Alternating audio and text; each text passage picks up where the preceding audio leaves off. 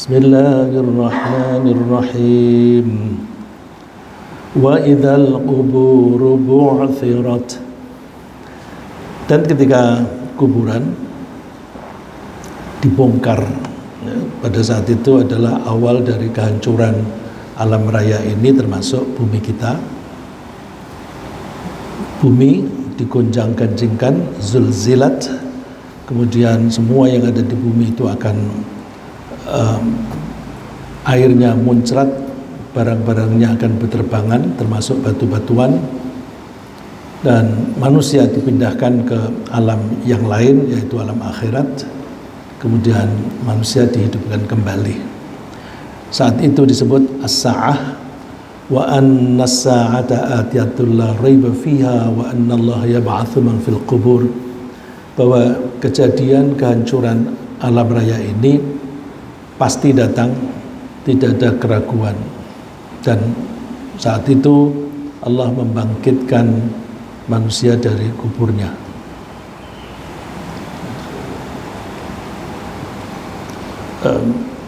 Kita mengalami kehidupan dua kali dan kematian dua kali. Dimulai dengan kematian pada waktu kita di dalam perut ibu kita, sebelum kita diberi nyawa itu mati. Setelah diberi nyawa kita dianggap dikatakan hidup. Suatu saat insya Allah kita akan meninggal dunia dan kita akan berada di alam kubur. Kemudian kita suatu saat akan dihidupkan kembali. Itu berarti kita hidup dua kali dan mati dua kali. Kita ilustrasikan dalam bentuk gambar bahwa kita dari mati, hidup, mati. Sebelum hidup kita akan ditampung di alam, namanya alam barzakh. Jadi ketika kita meninggal dunia, badan kita dan roh kita dipisah, sebagaimana firman Allah di surat Az-Zumar ayat 42 yang kita sudah bahasnya, ya. Kemudian ketika kita meninggal dunia, dipisah, badan kita ditanam di kuburan dan roh kita dipindahkan ke suatu alam. Alam itu namanya alam barzakh. Alam barzakh itu kalau dilihat dari waktu sama dengan, atau kita bisa menganggapnya sebagai tempat penantian, menanti kapan kita dibangkitkan kembali. Di situ kita punya akses ke alam dunia hanya dalam bentuk kita bisa mendengar, ya. Kita tidak bisa kembali ke alam dunia. Kalau kembali ke alam dunia namanya reinkarnasi. Jadi kita tidak bisa kembali, tetapi kita punya akses bisa mendengar derap kaki orang yang ada di atas kuburan, dan bahkan percakapan orang-orang yang di atas tanah, di atas bumi ini, mereka bisa mendengar. Jadi mereka mendengar percakapan orang yang di dunia, tapi juga mereka bisa melihat apa yang terjadi di alam akhirat, yaitu mereka bisa melihat surga dan neraka. Nanti insya Allah kita bahas kembali mengenai itu. Jadi alam barzakh itu tempatnya, ya kalau kita ilustrasikan sebagai tempat, adalah antara dunia dan akhirat. Tapi tidak ada akses kita pergi atau pindah ke dunia lagi, dan kita belum punya akses untuk masuk ke alam akhirat. Kemudian kita ambil contoh bahwa orang yang di alam barzakh itu bisa melihat apa-apa yang terjadi di surga dan neraka. Contohnya adalah ketika Allah menyatakan bahwa Fir'aun dan bala tentaranya itu disiksa oleh Allah di alam barzakh. wa haqa bi ali fir'auna su'al 'adzab an-naru yu'raduna 'alaiha ghuduwan wa 'ashiyya. Fir'aun beserta kaumnya itu dikepung siksaan yang sangat dahsyat, siksaan yang sangat buruk di neraka. An-naru yu'raduna 'alaiha, neraka, api di neraka itu ditampakkan kepada mereka baik siang maupun malam, pagi, sore. Ini yang saya katakan tadi, bahwa ketika di alam barzakh kita bisa melihat alam akhirat, tapi kita tidak bisa menerobos menuju ke alam akhirat. Di dunia bisa melihat, bisa mendengar, tetapi tidak bisa kembali. Jadi ya in between, di antara dua itu, yang menunjukkan bahwa saat itu Fir'aun dan pengikutnya itu ditampakkan neraka, tetapi mereka belum masuk neraka. Kita tahunya dari kalimat berikutnya, wa yauma taqumus sa'atu adkhilu ala fir'auna asyaddal 'adzab. Nanti pada hari kiamat mereka dimasukkan ke neraka. Adkhilu ala fir'aun, Allah memerintahkan kepada para malaikat yang bertugas, masukkan Fir'aun dan bala tentaranya ke siksaan yang pedih. Ini berarti bahwa penampakan neraka itu dibuat atau dijadikan oleh Allah suatu peristiwa ketika Fir'aun dan pengikutnya itu berada di alam barzakh. Nah, ini yang kita fahami sebagai bahwa orang yang ada di alam barzakh bisa melihat akhirat. Ada hadis yang menunjukkan itu juga. Firman Allah yang dikutip oleh Rasulullah SAW, dari Anas, al-abdu idza wudi'a fi qabrih, seorang hamba ketika diletakkan di kuburan. Mohon maaf, saya kelupaan tidak memasukkan hadis itu. Saya baca saja. Rasulullah SAW bersabda, al-abdu idza wudi'a fi qabrih, seorang hamba ketika diletakkan di kuburannya, wa tuwalliya wa dhahaba ashabuhu hatta innahu la yasma'u qur'ani alaihim. Ketika mereka sudah ditanam di kuburan, teman-temannya yang mengantarkan dia ke kuburan dan menanamnya pada pulang. Ketika mereka pulang, derap kakinya itu didengar oleh mayit. Saat itu yang terjadi di dalam kuburan atau di alam barzakh, atahu malakani fa'aqadahu fayaqulani lahu ma kunta taqulu fi hadzal rajul. Dua malaikat akan datang sambil menunjukkan image atau gambar yang menunjukkan wajah Rasulullah SAW. Mereka ditanya, tahukah kamu, kenalkah kamu orang ini? Kalau orang yang beriman, meskipun belum pernah bertemu secara fisik dengan Rasulullah SAW, pasti akan mengenali. Dibuat oleh Allah bisa mengenali meskipun belum pernah ketemu. Lalu orang itu yang beriman mengatakan, asyhadu annahu abdullah wa rasuluh, aku bersaksi bahwa dia adalah hamba Allah dan utusannya. Nah, setelah bisa menjawab semacam itu, fayuqal, maka dikatakan, unzur ila maq'adika minan nar, lihat tuh tempatmu di neraka. Terus abdalakallahu bihi maq'adan minal jannah, tempatmu di neraka itu diganti oleh Allah dengan tempat yang ada di surga.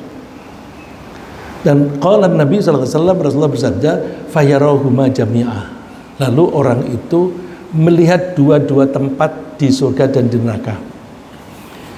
Ini termasuk rahmat Allah yang bisa membangkitkan semangat dan optimisme dan rasa senang sekali, karena orang yang beriman ketika meninggal dunia dan di alam barzah, setelah dia bisa menjawab pertanyaan malaikat, dia ditunjukin sebenarnya sudah ada tempat yang dicadangkan untuk kamu di neraka. Tuh lihat tuh. Jadi misalnya ada tulisan di situ Rikza. Saya ambil contoh sendiri supaya tidak ada yang tersinggung. Kamu tahu tempatmu itu diganti dengan tempat di surga. Lihat tuh. Lalu orang itu melihat dua-duanya. Oh, alhamdulillah, Allah Maha Pengasih, Maha Penyayang. Aku mestinya di tempat sana, tetapi Allah memberi kasih sayangnya, memberi rahmatnya kepadaku, aku dipindahkan ke sana. Nah, ini kalau kita gabungkan dengan pemahaman bahwa Rasulullah SAW bersabda, tidak mungkin kalian bisa masuk surga karena amal kalian. Jadi kita beramal solih, sholat, puasa dan sebagainya. Sholat kita, puasa kita itu tidak bisa menjamin bahwa kita akan masuk surga. Para sahabat bertanya, apakah ini juga berlaku untuk engkau Rasulullah? Rasulullah menjawab, iya, termasuk saya. Terus bagaimana supaya mereka bisa masuk surga? Mereka bisa masuk surga karena rahmat Allah. Kok begitu? Di Al-Quran dibilang, siapa yang beriman dan beramal soleh nanti tempatnya di surga. Jadi iman dan amal soleh, kalau orang itu beriman dan beramal soleh masuk surga. Kok Rasulullah mengatakan amal kalian tidak bisa membuat kalian masuk surga? Apakah ini bertentangan? Ya, kalau ada pengertian di Quran dan hadis yang kelihatannya bertentangan, maka itu caranya kita mencari pemahaman yang pas. Artinya bahwa sholat kita itu tidak sempurna seperti yang seharusnya. Siapa sih di antara kita ini yang bisa sholat khusyuk 100%? Barangkali ada di masjid ini. Ada yang berani jangankan 100%, 70% aja deh. Kita mungkin tidak berani mengatakan begitu. Jadi artinya mutu sholat kita itu tidak layak untuk kita pakai sebagai argumen Rasulullah. Saya sudah sholat 5 kali sehari sekian tahun, maka masukkanlah aku ke dalam surga. Gak bisa, lihat aja sholatmu itu. Puasa Ramadan, alah, kita puasa Ramadan kita masih seringkali berbohong, atau seringkali kita ngomongin jeleknya orang lain. Banyak orang yang ngomongin jeleknya orang lain tidak merasa. Karena apa? Karena mereka tidak membicarakan buruknya orang lain, tapi mereka mengatakannya curhat. Aku mau curhat. Kenapa curhat? Ya, aku ini menderita. Kalau aku simpen sendiri, aku akan stres. Aku ceritakan pada orang lain sebagai rilis, melepaskan tekanan batin. Jadi seolah-olah curhat itu baik. Padahal curhat itu apa sih? Curhat itu kan kita menyatakan bahwa saya dalam keadaan menderita dikarenakan suami saya, dikarenakan orang tua saya, dikarenakan istri saya, dan sebagainya. Itu kan berarti membahas kejelekan orang lain. Padahal ketika dia mengeluhkan bahwa dia diperlakukan tidak baik oleh suami, belum tentu suami itu berbuat buruk. Misalnya si wanita itu bilang, oh, kamu pakainya bagus-bagus, aku gak bisa beli. Alah, kamu kan duitnya banyak, kamu kaya begitu. Iya, tapi suami saya kan pelit. Dia bilang pelit. Kalau kita cek suaminya belum tentu pelit. Kalau kita tanya, kenapa kamu tidak memberi uang yang cukup kepada istrimu? Ah, istri saya itu belum bisa mengelola duit. Kalau kasih duit banyak, itu dipakai dihambur-hamburkan, beli yang nggak ada gunanya. Kan Allah berfirman di surat An-Nisa, wala tu'tus sufaha'a amwalahum. kamu jangan memberikan uangmu kepada orang yang sufaha. Sufaha itu yang bodoh, yang belum bisa mengelola uang. Jadi orang yang tidak bisa mengelola uang itu nggak boleh pegang duit banyak.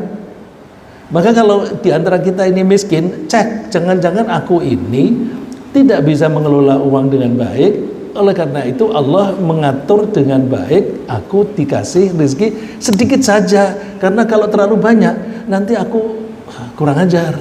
Mohon maaf, kurang ajar dalam tanda kutip, kurang ajar terhadap Allah. Maksud saya begitu. Ya. Jadi rasani itu, curhat itu, mencurahkan isi hati, unek-unek hati itu seringkali menyebabkan seseorang itu membicarakan buruknya orang lain yang belum tentu orang itu buruk. Itu bisa membatalkan puasa. Dan ini saya singgung karena mudah-mudahan kita diberi umur oleh Allah sampai dengan bulan Ramadan sehingga kita bisa puasa. Paling tidak ini dalam waktu 3 minggu ini kita bisa mempersiapkan diri, aku jangan curhat dan sebagainya. Ya. Jadi kembali ke alam barzakh. Ketika orang itu ada di alam barzakh, mereka bisa melihat neraka dan surga. Neraka dan surga itu adanya di alam akhirat. Berarti mereka punya akses melihat alam akhirat, cuma mereka tidak bisa pergi ke sana. Bagaimana bukti bahwa mereka itu yang berada di alam barzakh melihat orang yang ada di dunia? Tadi ada hadis yang saya sebutkan bahwa ketika sahabat-sahabat mayit itu pulang dari kuburan, mayit itu mendengar derap kaki teman-temannya. Padahal teman-temannya itu kan di dunia. Berarti mereka punya akses bisa mendengar apa yang terjadi di alam dunia. Jadi ke depan mereka bisa melihat alam akhirat, ke belakang mereka bisa mendengar alam dunia. Ada argumentasi yang bisa mengukuhkan itu. Pada waktu perang Badar, banyak orang-orang meninggal di antara orang muslim dan ada lebih banyak lagi orang-orang kafir yang meninggal dunia. Setelah agak mereda maksud saya itu penderitaan mereka, karena mereka tidak bisa begitu selesai perang itu langsung mengurusi mayit, mengurusi jenazah itu belum bisa. Karena begitu perang Badar selesai, Rasulullah melarang mereka pulang. Rasulullah hanya mengutus seseorang, kamu pergi ke Madinah, bilang kepada penduduk Madinah bahwa kita menang. Karena kalau tidak ada berita semacam itu, mereka gelisah melulu. Bagaimana saudaraku, bagaimana anakku, bagaimana suamiku. Lalu ada seorang yang diutus ke Madinah memberitahu bahwa kita menang. Tapi pasukan ini tidak boleh pulang. Tidak boleh pulang itu apa?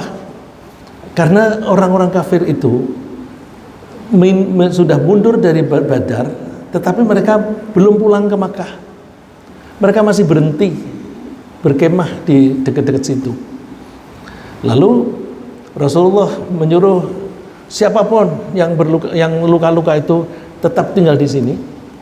Lalu Rasulullah SAW menganjurkan mereka menyulut api unggun.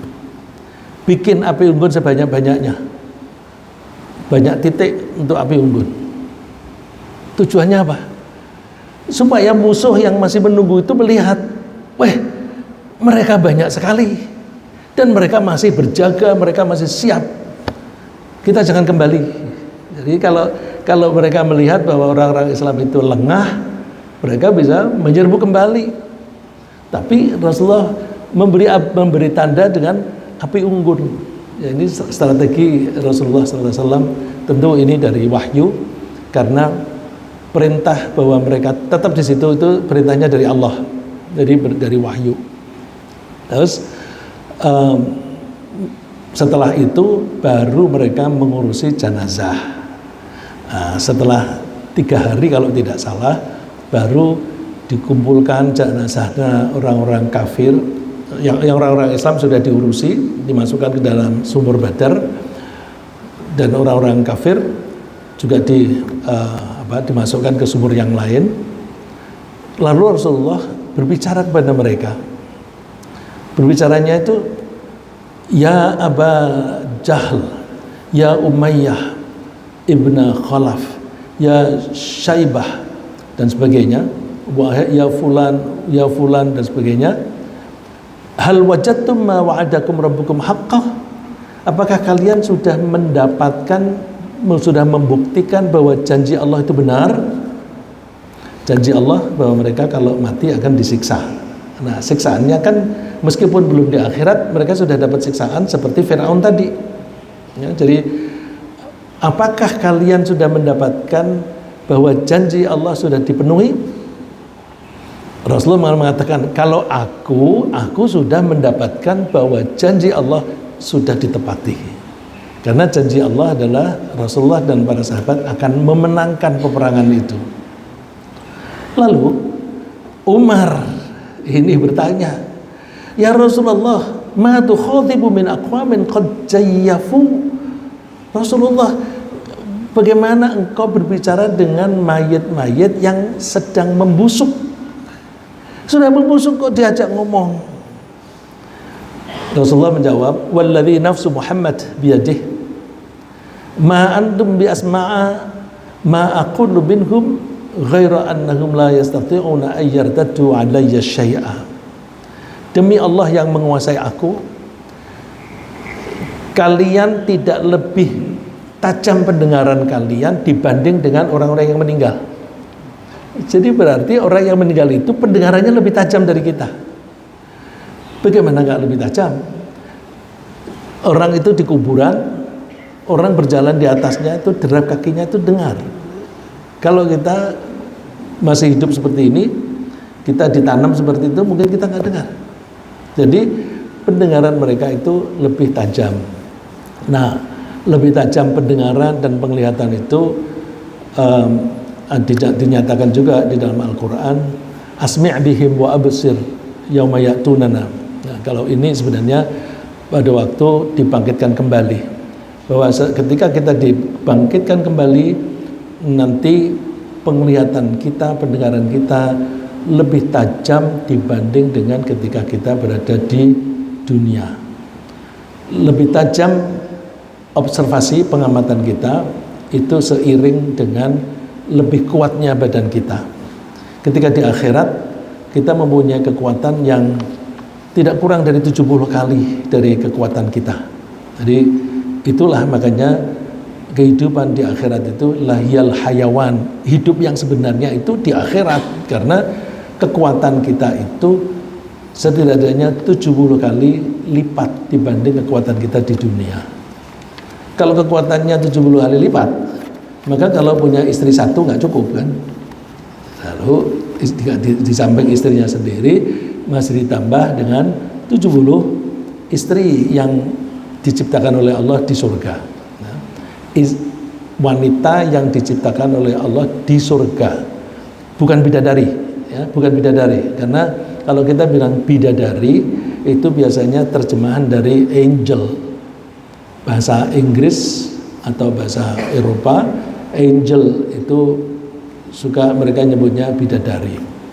Tapi ketika mereka mengatakan angel itu suka ambigu, karena kadang-kadang diartikan sebagai malaikat.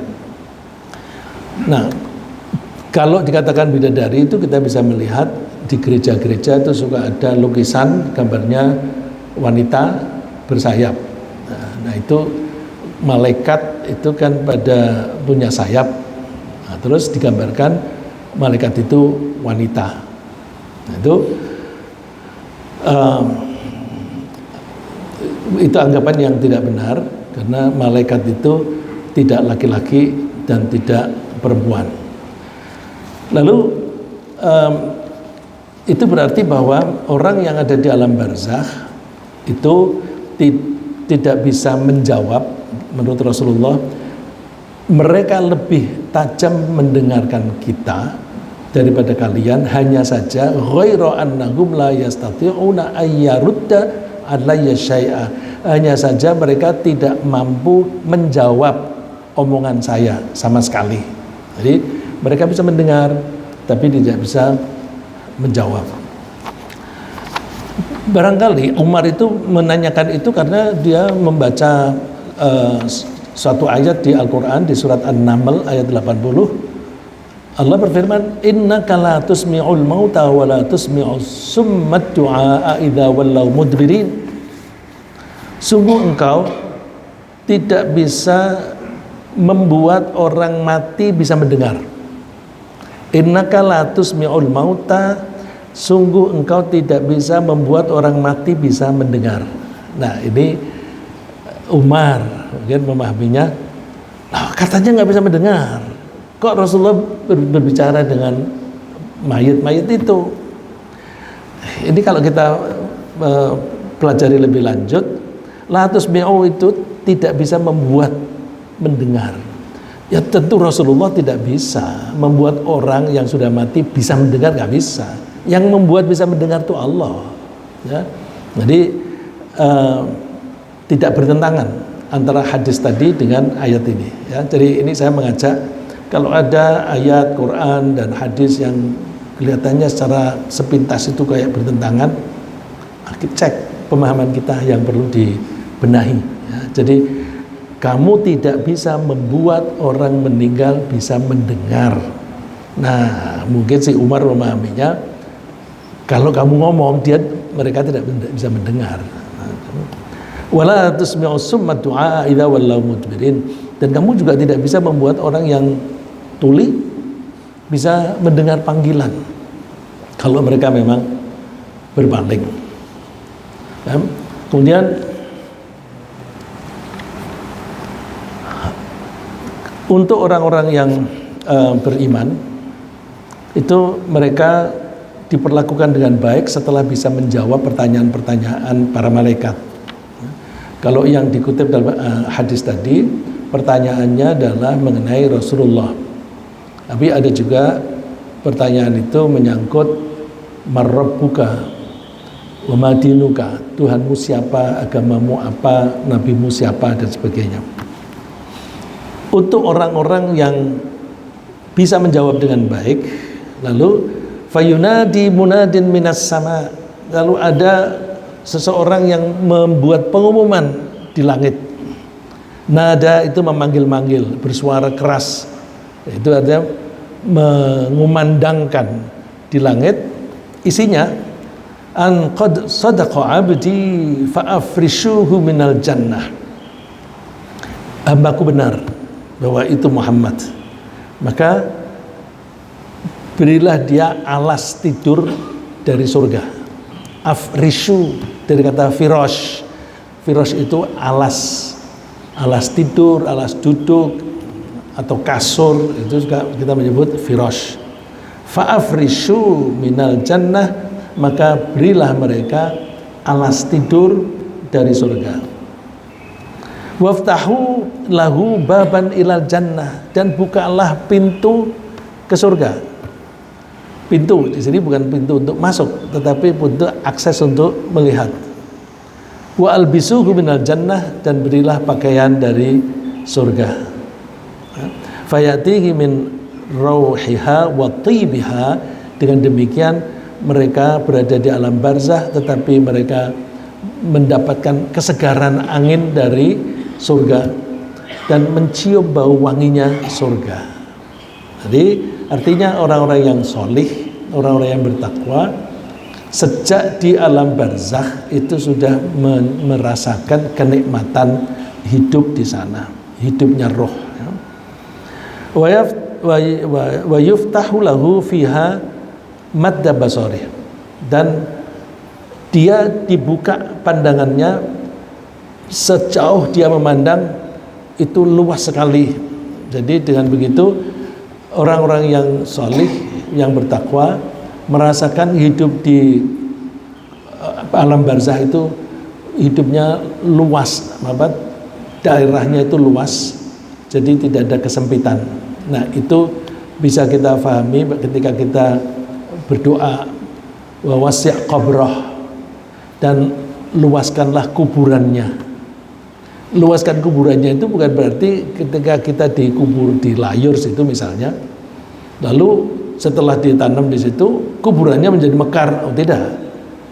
Jadi disebutnya kuburannya karena kita manusia melihatnya dia dikubur, sebenarnya dia di alam barzah. Jadi yang dibuat luas itu ruang tempat tinggal orang yang ada di barzah itu dibuat yang luas. Jadi alhasil bahwa ketika di alam barzah orang itu sudah mencicipi kenikmatannya surga bagi orang yang beriman dan merasakan siksaan neraka bagi orang-orang yang kafir. Bandingkan dengan jawaban orang yang kafir dan munafik. Rasulullah SAW menganggap sama orang kafir dan munafik. Wa ammal kafiru awil munafiq, adapun orang yang kafir atau munafik, ini tidak bertentangan dengan Al-Quran di surat An-Nisa, innallaha jami'ul munafiqina wal kafirina fi jahannama jami'ah. Allah akan mengumpulkan orang kafir dan orang munafik semuanya di jahanam. Berarti orang munafik sama. Nah, orang munafik itu yang pura-pura beriman. Jadi orang munafik itu pergi ke masjid untuk sholat, tapi sholatnya tidak serius. Sholatnya hanya main-main, hanya untuk pamer. Nah, kalau sholatnya hanya untuk pamer kepada orang lain, sama dengan tidak sholat, maka mereka statusnya sama dengan orang kafir. Nah, orang yang kafir atau munafik ketika ditanya oleh malaikat, kamu tahu siapa ini? Dia jawabnya, la adri, aku nggak tahu. Kuntu aqulu ma yaqulun nas. Orang-orang mengatakan siapa begitu. Lalu fayuqal la daraita wa la talaita thumma yudrabu bimadraqah min hadid. Kamu ternyata tidak bisa mengenali orang ini, berarti kamu tidak beriman, tidak mengimani Allah dan tidak mengimani orang ini sebagai Rasul. Lalu orang itu dipukul dengan martil dari besi, darbatan baina udhunai, dengan suatu pukulan di antara dua telinganya, berarti dari tengkuknya sini ya. Fayasihu sayhatan yasma'uha mayyalihi illa thaqalain. Lalu orang itu teriak karena dipukul keras tadi. Teriakannya itu didengar oleh orang-orang di sekitar. Nah, tapi orang-orang itu siapa? Illa thaqalain, kecuali jin dan manusia. Jadi yang bisa mendengar teriakan itu hanya makhluk-makhluk lain. Kalau dikatakan makhluk lain selain manusia dan jin, ya terutama malaikat pada mendengar, dan juga binatang-binatang, hewan-hewan itu juga mendengar. Nah, kalau orang mendengar, ya bisa ketakutan, lalu lari. Kembali ke masalah kemampuan untuk hubungan antara orang di barzah dan di dunia. Hati-hati. Perilaku orang yang di dunia itu bisa mempengaruhi keadaan orang yang di barzah, mempengaruhi baik atau mempengaruhi buruk.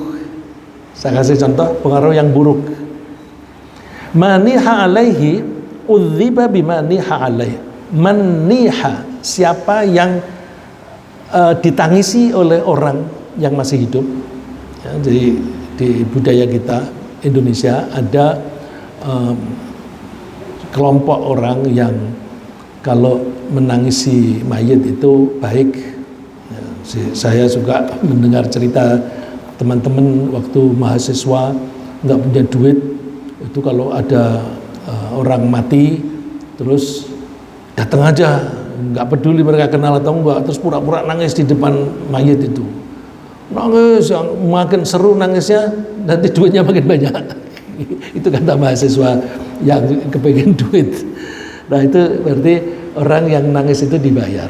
Nah, padahal kalau ada orang yang di dunia ini menangisi mayit dengan teriak-teriak, dengan nyobek-nyobek baju dan sebagainya, udziba bimaniha alaihi, dia disiksa karena tangisan itu. Oleh karena itu ketika kita ziarah ke kubur, jangan lalu terus merintih-rintih, meratap-ratap, nggak usah. Kita ke kuburan itu satu untuk mengambil pelajaran bahwa suatu saat kita akan menyusul.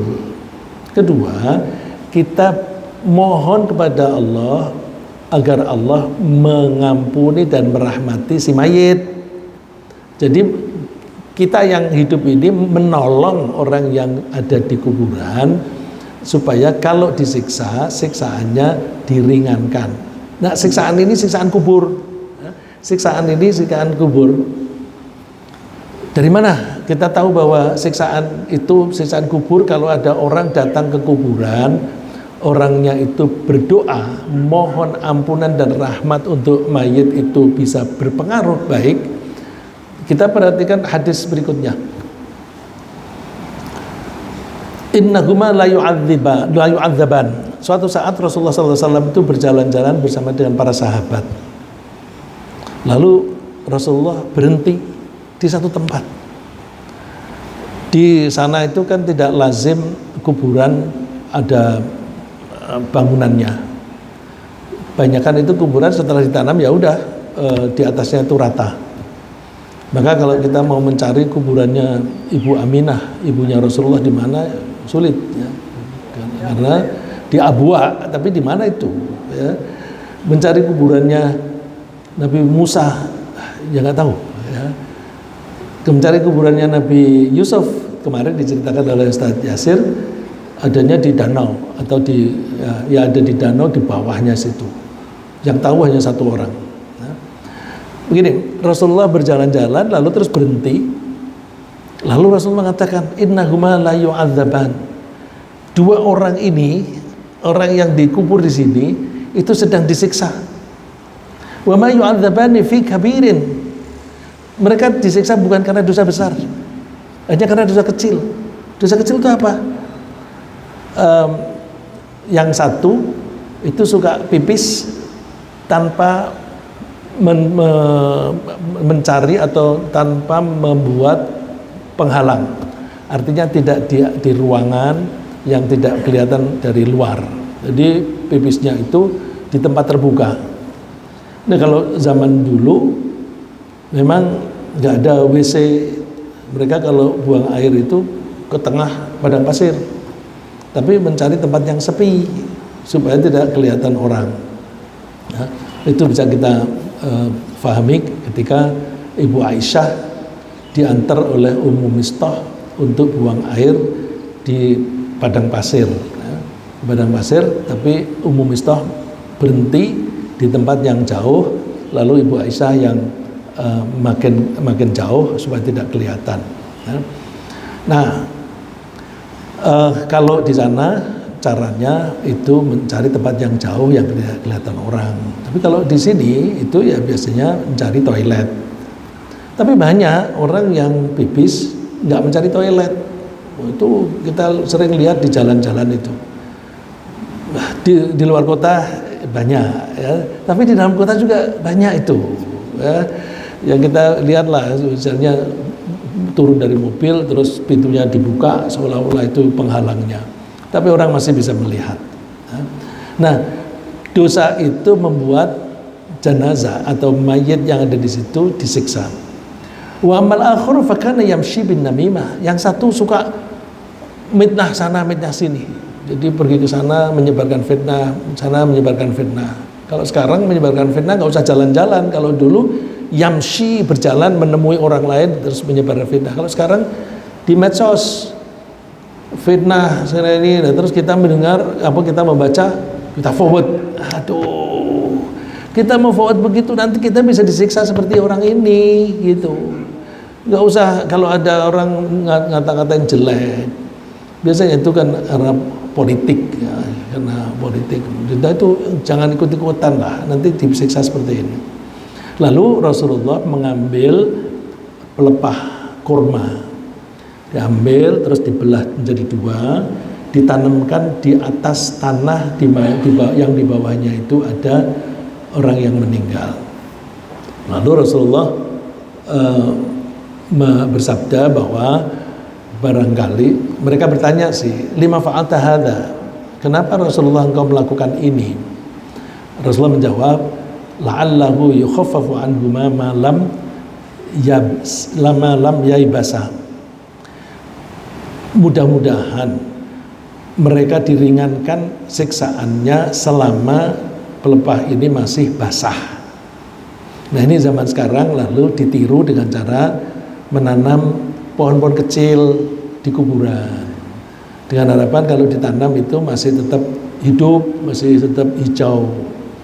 Nah, itu meniru Rasulullah itu menanam pelepah kurma. Ya kalau niatnya meniru Rasulullah itu ya nggak apa-apa gitu kan. Terus ini artinya apa? Bahwa perilaku orang di dunia bisa mempengaruhi nasib orang yang ada di kuburan atau di alam barzakh. Bisa pengaruh baik, bisa pengaruh buruk. Pengaruh buruk itu kalau ada orang yang meratap-ratap di kuburan, mayitnya disiksa. Itu pengaruh buruk. Kalau pengaruh baik, kalau ada orang yang berdoa di atasnya, maka mereka itu bisa diringankan siksaannya. Nah, itu oleh karena itu kalau ada orang-orang yang pergi ke kuburan kemudian membaca Al-Quran, membaca doa, itu mudah-mudahan meringankan siksaan orang itu ketika di alam barzakh. Setidaknya di barzakh. Kalau di akhirat belum tahu, kita tidak tahu. Tapi ini konteksnya adalah di alam barzakh atau yang disebut di kuburan. Nah, kemudian kita kaitkan dengan hadis yang sudah terkenal ini. Idza matal insanu inqata'a 'amaluhu illa min thalath. Ketika seseorang itu meninggal dunia, maka amalnya putus. Illa min thalath, kecuali dari 3 sektor, yaitu sedekah jariyah, ilmu yang dimanfaatkan, anak yang soleh yang berdoa. Nah, ini setidaknya ketika di alam barzakh. Begitu seseorang meninggal dunia, dia sudah tidak bisa membuat pahala lagi. Dia tidak bisa berbuat sesuatu yang menyelamatkan dia setelah mati. Tapi ada pengaruh baik dari doa anak, dari sedekah jariyah, dan ilmu yang diajarkan, yang dipakai. Ya. Jadi ini masjid kita sedang membuat program puasa. Ya, program puasa ada buka bersama, sahur dan sebagainya. Dibutuhkan dana 271 juta. Nah, kita lihat kesempatan nih, gitu. Kesempatan kalau kita nyumbang itu nanti mudah-mudahan pahalanya mengalir, setidaknya di alam barzakh selamat. Syukur kalau kita diselamatkan juga di akhirat. Kalau punya ilmu diteruskan kepada orang lain. Jadi kalau ikut pengajian dirasa wah ini manfaat nih, terus sampaikan kepada suami yang tidak hadir atau istri yang tidak hadir atau saudara dan kawan-kawan gitu. Dan kita didik anak-anak kita supaya anak-anak kita itu mau berdoa untuk kita. Lalu itu semua menunjukkan bahwa ternyata siksa kubur itu ada, ya, ada hadisnya, ada ayat Qur'annya ada, maka kita harus meyakini bahwa itu betul-betul ada. Karena betul-betul ada, Rasulullah mengajari kita untuk mohon kepada Allah supaya kita dihindarkan dari siksa kubur, dari siksa neraka. Doa yang diajarkan oleh Rasulullah SAW antara lain, Allahumma inni a'udzubika min adzabil qabr. Ya Allah, aku mohon perlindunganmu dari siksa kubur. Wa min adzabin nar, dan juga dari siksaan neraka. Wa min fitnatil mahya wal mamat, dan dari fitnah atau kekacauan kehidupan dan kematian. Fitnah itu dalam bahasa Arab artinya kekacauan, ya. Kekacauan hidup di dunia dan setelah mati. Ini berarti orang bisa saja dia meninggal dunia, tetapi karena dia mempunyai pesan wasiat-wasiat yang tidak benar, seperti tadi, kalau aku mati nanti kamu ratapin ya di surga, di kuburan.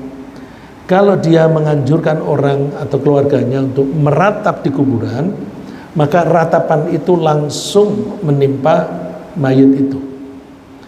Para ulama berpendapat kalau orang yang meratap itu tidak berdasarkan pesan dari mayit sebelum meninggal, maka mayit itu tidak akan disiksa. Nah, jadi yang disiksa itu karena meratapnya kan atas perintahan dia. Nah, kemudian kita diharapkan juga terhindar dari siksaan mati. Bisa juga kita meninggal tapi warisan kita jadi rebutan, lalu keluarga kita bertikai, dan ini banyak sekali terjadi. Wa min fitnatil masihid dajjal, dan dari fitnah atau kekacauan yang disebabkan kedatangan ad-dajjal. Ad-dajjal disebut al-masih. Al-masih ini artinya penjelajah. Jadi dia pergi kemana-mana untuk melakukan kerusakan.